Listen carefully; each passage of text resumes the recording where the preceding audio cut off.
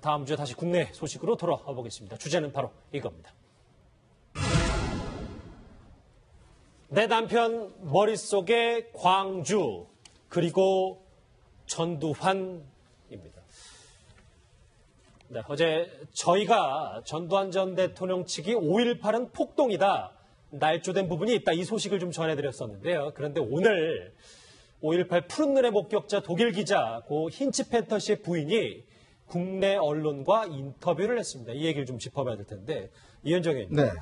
일단 이 힌치페터 씨가 누구인지 아직도 좀 모르시는 분들이 계셔서 네. 이 부인까지 오늘 국내 언론과 인터뷰를 하기로 했네요. 네, 힌치페터 기자는 이제 독일의 공영방송의 이제 카메라 기자였습니다. 예. 카메라 기자였는데 이제 일본 특파원 생활을 한 7, 8년 동안 했었죠.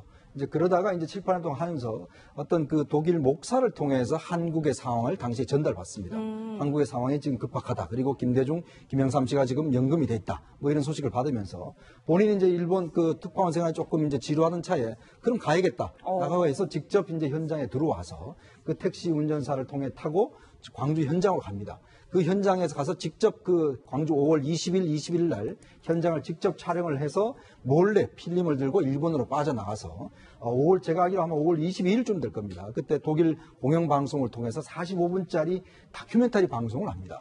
그걸 사실 그 전까지만 하더라도 광주의 상황 자체가 전혀 세계에 알려지지 않았어요. 국내 언론은 마찬가지고. 예. 이제 그런데 이 힌스페터 기자의 어떤 정말 목숨을 건 그런 이걸 통해서 이 광주 상황이 세계에 알려지는 그런 계기가 됐습니다. 예. 그러다 보니까 우리가 이제 사실은 80년대 저희들 학교 다닐 때도 광주 상황을 잘 몰랐는데 그때 사실 힌스페터 기자의 그 다큐멘터리를 저희가 학교 다니면서 보고 아, 광주의 상황이 정말 저렇게 심각했었구나.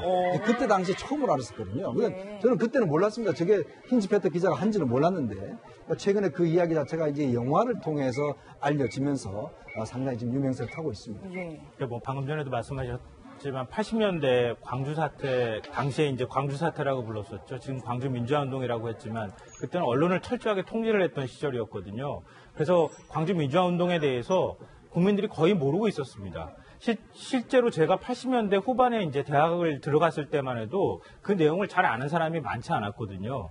근데 그래서 그 대학에서 학생들이 바로 힌스페터 기자가 촬영해서 당시에 보도했던 그 독일 언론에 보도된 영상을 비디오로 편집을 해가지고 학생들끼리 몰래 돌려보거나 보여주는 그런 일들이 있었어요. 그래서 5.18이 이런 것이었구나. 예. 그리고 당시 전두환 정권이 어떤 정권이었구나라고 하는 것들을 대학생들 사이에서 인식하기 시작했고 민주화운동의 거의 시발점이 됐던 그런 일이었다라고도 볼 수 있는 그런 굉장히 중요한 역할을 했던 기자였습니다. 예. 이제 좀 힌치페터 씨에 대한 정보가 다 이제 들어왔는데 오늘 힌치페터 씨의 부인이 도대체 이 영화 택시 운전사와 관련해서 어떤 얘기를 전했는지 그 목소리 한번 같이 들어보시죠. Dass unglaublich emotional war, großen Aufwand gemacht worden ist und wir konnten heute Nacht nicht besonders gut schlafen, nachdem wir den Film gesehen haben. So hat uns berührt. 잠을 이루지 못했다. 이 두 번째 주제 특별 게스트 제 왼쪽에 나오고 있습니다. 김변성 연예 전문 기자입니다. 어서 오십시오. 안녕하세요. 예, 뭐 저도 사실 이 영화를 관람을 했는데 네. 기자로서의 사명감이 참 대단했다라는 생각과 함께 또 더불어 부인에게 광주에 묻어달라라는 말을 한 정도로 광주에 대한 애착이 굉장했다고 하더라고요. 네, 그렇습니다. 이 영화 말미에도 좀 나오는 부분이 있는데요. 힌치페터가 생전에 인터뷰를 했던 부분입니다. 계속해서 그 실존 인물이죠. 그 택시 운전사를 계속 만나고 싶었는데 만남이 성사되지 않았다면서 눈물을 보이거든요. 또한 광주 시민을 기억하면서 눈물 어린 그 인터뷰를 하는 것을 봤을 때 광주에 대한 애착, 그 기억이 어느 정도인지를 가늠할 수 있겠고요. 또 죽어서 광주 망월동에 묻히고 싶다라고 유언을 남기기도 했다고 합니다. 예. 힌치페터 씨의 부인 국내 언론과 인터뷰에서 사실 저희가 제일 궁금한 건 이 생전에 남편이 5.18과 전두환 전 대통령에 대해서 도대체 어떤 생각을 갖고 있었는지 이게 궁금했었는데요. 오늘 저희 채널의 기자가 직접 물어봤습니다. 같이 들어보시죠. Das hat er erfahren natürlich, dass es so falsch dargestellt worden ist durch die Presse von oben und er wollte jetzt die Wahrheit zeigen.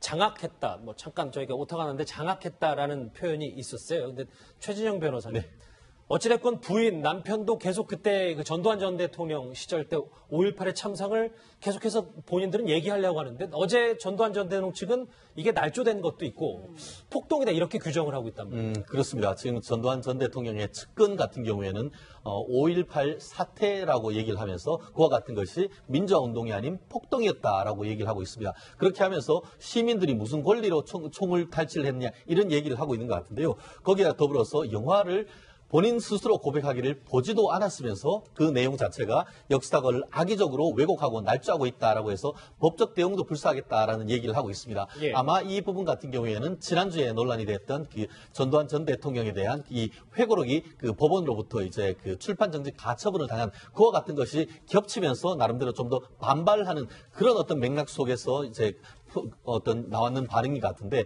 실제 이와 같은 그 500만이 넘은 그와 같은 그 영화에 대해서 법적 대응을 할 수 있을지도 의문이고 현재로서는 국민들의 어떤 정서라든가 봤을 때는 오히려 전두환 전 대통령 측에서는 좀 차분히 기다리시는 것도 한 가지 방법이 아닌가 싶습니다. 예. 근데 그 참 이런 입장을 밝히는 것 자체에 대해서 좀 어이가 없다는 생각을 하게 되는데요.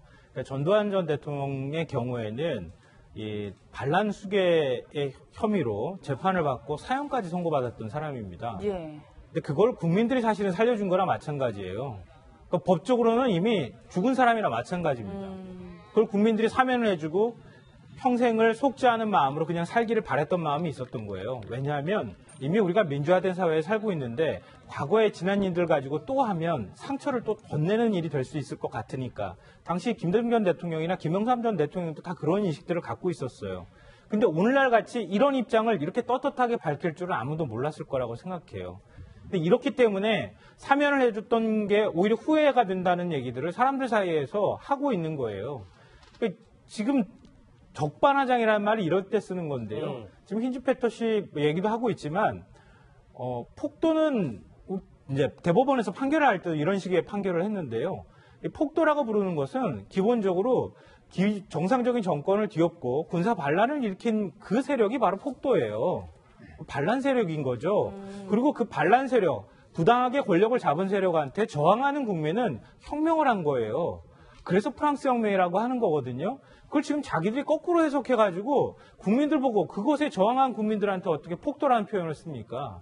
이건 역사를 뒤집는 시도라고 생각이 되는데요. 이런 식의 뒤집는 시도가 된다 그러면은 이완용도 독립운동가 될 날도 제가 볼 때 얼마 남지 않았다 생각합니다. 너무 뭐 이완용까지 나오진 않아도 됩니다. 예, 이현정 의원님 실제로 뭐 당시 현장에 있었던 기자의 이제 부인까지 한국에 와서 증언을 하는 상황인데 이 정도 되면 전두환 전 대통령 측도 뭐 진심으로 좀 사과의 마음을 전달하는 게 오히려 맞지 않느냐 뭐 이런 지적들도 있어요. 뭐 그런 기대는 뭐 진작 접는 게 좋을 것 같고요. 아마 이제 이런 오히려 발언 자체가 사실 영화를 더 많이 보게 하는 또 그런 요인도 되는 것 같습니다. 아마 지금 시점에 이렇게 지금 뭐 이야기를 하는 것은 아마 본인들의 회고록을 통해서 사실 거기서 뭐 여러 가지 이제 역사적 사실에 자기 주장을 했지 않습니까?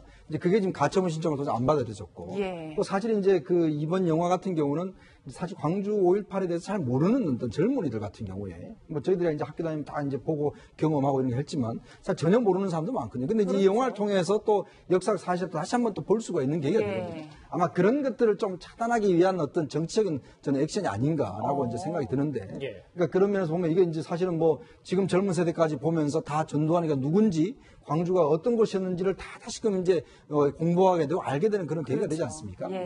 근데 문제는 이제 그런 것이 오히려 더 역효과를 노린다는 것이 이제 현실이죠. 힌츠펜터 씨의 부인이 방금 전 오늘 오전에 채널A 국가인 기자 인터뷰에서 광주 사랑한 남편 잊지 않아 감사하다 뭐 이렇게 인사를 전하기도 했고 당시에 그 몰랐던 부분이 남편이 사명을 갖고 정의롭게 이 부분을 취재했다라는 저 화면을 보니까 좀 그 부인도 눈시울이 붉어지고 감회가 여러 가지 감회가 들 것 같습니다. 예.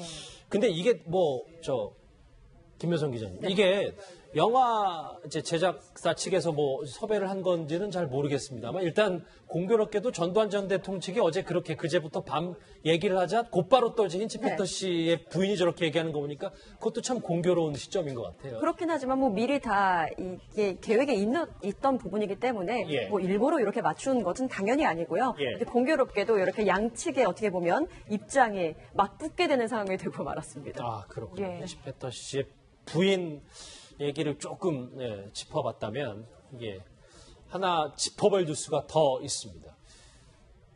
네, 오랜만에 조영남 씨 관련 얘기인데요. 네, 검찰이 지난 공판 때와 같이 조영남 씨에게 징역 1년 6월을 구형했습니다. 지난해 한 인터뷰에서 사죄 입장을 밝혔던 조영남 씨, 먼저 그 목소리부터 한번 같이 들어보실까요?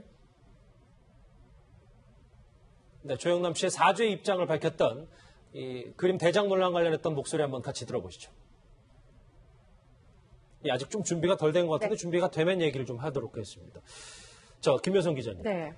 어제 조영남 씨가 참 의미심장한 얘기를 한 게 유죄가 나와도 상관없다 이런 얘기를 했어요. 이건 무슨 의미입니까? 네, 어제 마지막 6차 공판이 있었는데요. 최후 진술 내용을 보면 이렇습니다. 조영남 씨가 사실 이번 재판보다 더욱더 큰 걱정이 하나 있었는데 11개 미술단체로부터 피소를 당했는데 그 이유가 조수를 쓰는 것이 관행이다라고 이야기를 한 것이 이제 피소를 당한 사유였습니다. 그런데 이 재판에서 각하 결정이 난 거죠. 그러다 보니까 조영남 씨는 자신은 이 재판에서 각하 결정이 난 것만으로도 만족을 한다. 예. 때문에 이번 재판에서 유죄 판결을 받게 돼도 크게 상관없다라고 이야기를 한 겁니다. 아마 앞선 재판에서 굉장히 큰 힘을 받은 모양이에요. 예. 근데 최진영 변호사님. 증인으로 참석한 진중권 씨는 왜 조영남 씨에 대해서 이런 반응들을 내놓는지 궁금하신 분들이 참 많더라고요. 네, 그렇습니다. 핵심 그 증언을 한다고 하면은 이 작품은 1000%, 100%도 아니고 1000% 이 그 오리지널이다 이렇게 얘기를 했었는데요. 어제 같은 경우에는 어떻게 됐냐 하면은 전문가 증인으로서 지금 진중권 씨가 나가는 겁니다. 한마디로 변호인의 입장에서 유리한 전문가 증언을 했는데요. 결국 현대 미술 같은 경우에는 누가 아이디어를 냈는가 그거 같은 것이 중요하고 실제로 그와 같은 아이디어를 해서 서명까지 했다고 하면 그것은 대작이 아닌 본인의 명백한 어떤 오리지널이다 얘기를 했는데 그 반면에 또 검찰 측 유리한 사람, 또 유리한 화가도 직접 나와가지고는 그와 같은 것은 현실과 동떨어진 얘기다 이런 얘기를 했는 것 같은데요. 기본적으로 어떤 전문가의 증언이 서로 엇갈리는 가운데 이 법원이 어떤 판결을 할지 상당히 좀 귀추가 주목되는데 조금 전에 얘기하신 것대로 조영남 씨가 왜 어제 같은 경우 피식 웃기도 했다고 합니다. 어제 진중권 씨가 얘기하는 것 중에 만약에 이와 같은 것이 검찰의 이와 같은 대작 논란 같은 경우에는 무식한 소리다. 이렇게 얘기를 했을 정도로 상당히 어떻게 보면은 조영남 씨에게 유리한 증언을 했는데 두 명의 어떤 엇갈리는 전문가 증언 중에 누구의 말을 채택할 것인지 그것이 상당히 관건이 아닐까 싶습니다. 지난해 한 인터뷰에서 사죄 입장을 밝혔던 게 조영남 씨 목소리가 있는데요. 그 목소리 한번 같이 들어보시죠. 제가 원래 처음에 인터뷰할 때 외국에서는 그렇게 한다. 외국에서는 그렇게 관리다. 그렇게 얘기했는데 조수 안 쓰고 묵묵히 창작 활동하는 화가들한테는 정말 제가 죄송한 마음 들고 미안한 마음 들고 100번 사과 드리고 싶고.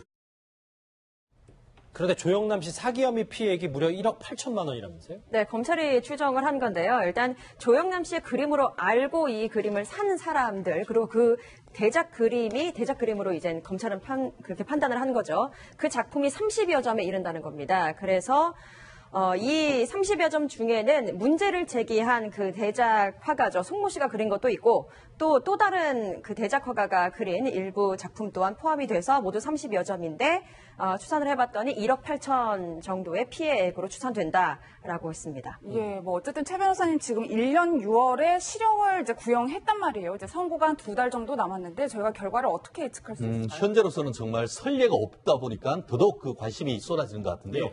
기본적으로 사기죄 같은 경우에는 피해액 1억 원이라고 하면 실형 1년을 구형합니다. 실제로 피해액이 한 1억 6천 내지 8천 정도 된다 하다 보니까 그거에 맞춰서 1년 6개월, 18개월 지금 구형을 했는 것 같은데요.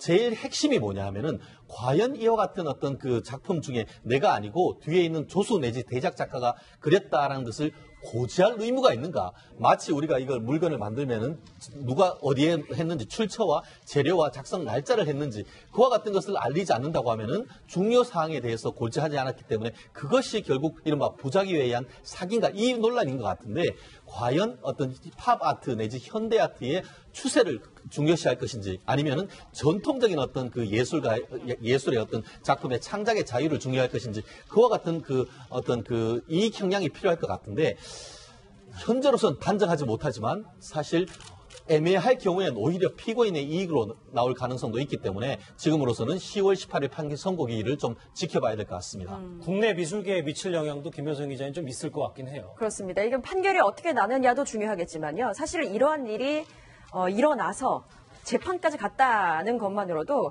사실 뭐 작가 팀이라든지 팀으로 꾸려진다든지 아니면 조수의 입장에서 굉장히 정당한 대우를 받아야 한다는 인식이 또 확립이 되면서 이런 의식이 더욱더 커지지 않을까 생각이 되고, 또 반면에 이 그림을 구매한 많은 뭐 다른 작가들의 그림을 구매한 소비자들까지도 좀 내가 산 그림이 그 작가가 그린 것이 맞나라고 의문을 제기하면서 비슷한 소송이 이어질 수도 있지 않을까라는 우려도 생기는 것이 사실입니다. 알겠습니다. 자, 조영남 씨 관련 재판 소식까지 짚었습니다. 두 번째 특별 게스트 김효성 기자와는 여기서 인사드리겠습니다. 고맙습니다.